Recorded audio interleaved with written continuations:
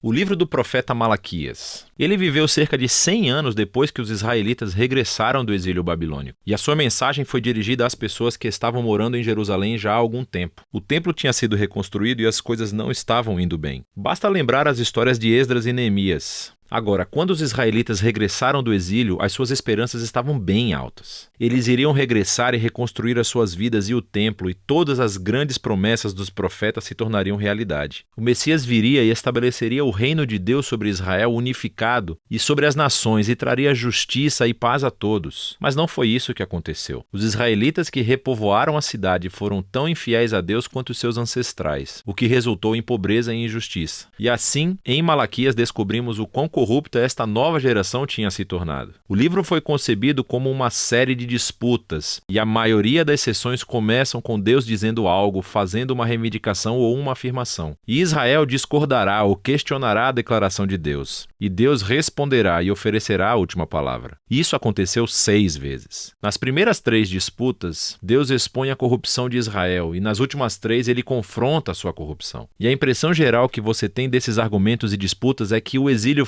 fundamentalmente não mudou nada nas pessoas. Os corações de Israel são tão duros quanto sempre. A primeira disputa começa quando Deus diz que ele ainda ama o seu povo da aliança, apesar de seus fracassos. E Israel contesta a Deus rudemente, dizendo: "Como você tem nos mostrado amor?" E assim, Deus os lembra de como ele graciosamente escolheu a família de Jacó como seu ancestral para se tornar o portador das promessas da aliança de Deus, em vez de Esaú, seu irmão, e a família que veio dele, que eventualmente veio à ruína. Lembre-se das histórias de Gênesis e do livro de Obadias. Assim, desde a primeira disputa, Israel é exposto com suspeição, duvidando do amor e da fidelidade de Deus. A segunda disputa expõe um problema com o segundo templo de Israel. Deus acusa o povo de desprezar e profanar o templo. E o povo dispara de volta: "Como temos te desprezado?" E assim Deus responde enfocando as pessoas, como elas são desonestas e trazem oferendas vergonhosas de animais doentes que mostram que eles não valorizam ou honram o seu Deus. Mas não são só as pessoas, são também os sacerdotes que administram o templo. Eles não apenas toleram, como participam dessas formas corruptas de adoração. De cima para baixo, o povo de Deus provou ser infiel. Na terceira disputa, Deus acusa os homens israelitas de traição contra ele e as suas esposas, que eles, é claro, negam. E Deus expõe a combinação tóxica da idolatria e do divórcio que está acontecendo. Vocês têm homens israelitas que se casam com mulheres não israelitas e adoram os deuses ancestrais de suas esposas dentro dos seus lares. Lembre-se da história de Neemias, capítulo 13. E assim Malaquias conecta isso a uma onda de homens se divorciando de suas esposas sem qualquer razão. E as esposas não ligam para isso. E Malaquias diz: não, é uma traição à sua aliança com Deus. E assim, Malaquias transita para o segundo conjunto de disputas que confrontam a rebelião de Israel. A quarta disputa começa com os israelitas acusando Deus de negligência, dizendo: onde está o Deus de justiça? E eles veem a injustiça e a corrupção em abundância e Deus parece não fazer nada. Então Deus responde dizendo que ele enviará um mensageiro que irá preparar o povo para o retorno pessoal de Deus no dia do Senhor. Ele virá como fogo para purificar o seu povo e remover a idolatria, a imoralidade e a injustiça sexual, para que somente os fiéis remanescentes possam se tornar o seu povo. Na quinta disputa, Deus chama o povo para voltar-se a ele. E as pessoas dizem: como podemos voltar atrás? Deus confronta o seu egoísmo. Ele mostra como eles pararam de oferecer o dízimo dos seus rendimentos para o templo. Agora, essa palavra dízimo significa apenas 1/10. É a quantia do rendimento e fruto do seu trabalho que os israelitas deveriam doar anualmente para apoiar o templo e os seus sacerdotes. Essa prática é apresentada em diferentes partes da Torá. Agora, sabemos através de Malaquias e do livro de Neemias que as pessoas estavam negligenciando essa responsabilidade. E assim o templo caiu em desuso. E Deus os confronta. Ele diz que quer abençoá-los com abundância, mas somente se eles forem fiéis. Na disputa final, as pessoas acusam Deus e dizem que é inútil servi-lo. Eles veem pessoas más e orgulhosas tendo sucesso na vida e Deus não faz nada. E a resposta de Deus pela primeira vez no livro não é um discurso, mas sim uma pequena história sobre os fiéis remanescentes de Israel. Pessoas que temem o Senhor e amam se reunir e falar sobre como honrar a Deus e servi-lo. E assim, Deus ordena que um pergaminho de memória seja escrito para essas pessoas, para que possam ler o pergaminho e se lembrar do caráter e das promessas de Deus.